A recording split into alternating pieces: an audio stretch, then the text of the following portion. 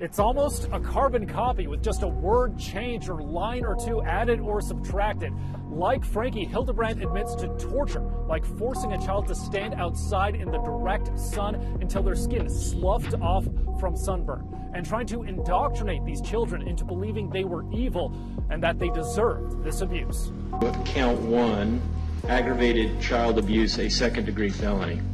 Guilty. Hi, happy 2024. We made it. Welcome to the channel. I'm Cheryl, and this is True Crime and Other Stuff. Thanks for coming, where I like to bring you the facts about true crime, the missing, current events, or anything I find interesting or important. Today, we're going to talk about Jodi Hildabrandt.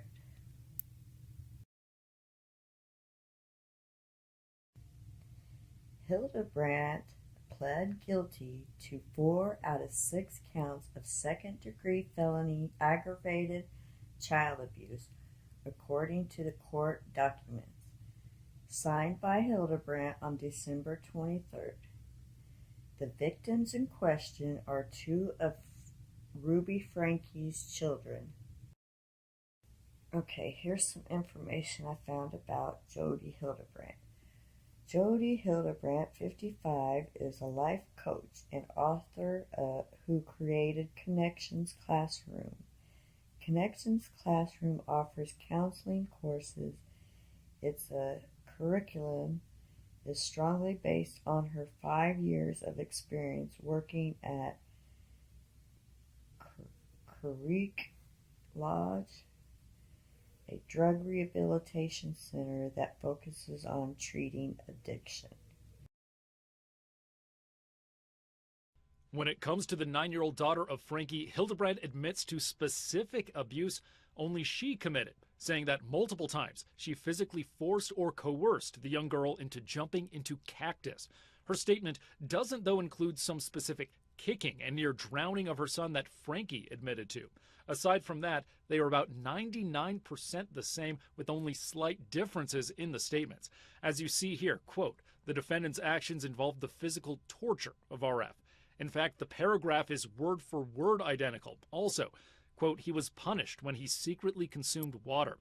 Later, both Frankie and Hildabrandt saying they justified this to the children in the same way, saying, quote, they repeatedly told them they were evil and possessed. Of course, we'll see in February if the prison terms they are sentenced to are also identical. And to count 3, aggravated child abuse, a second-degree felony. Guilty. To count 5, aggravated child abuse, a second-degree felony. Guilty. And to count 6, also aggravated child abuse, a second-degree felony. Guilty.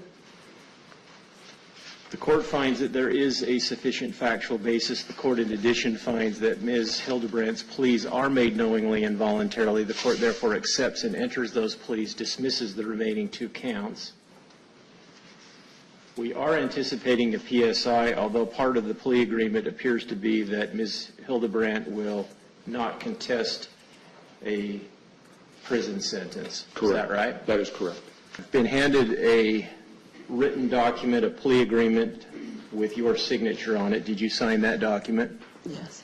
And you did that to represent to the court that you have read the document carefully, that you understand what you've read, that you agree to all of the terms that are set forth in that written document? Yes, sir.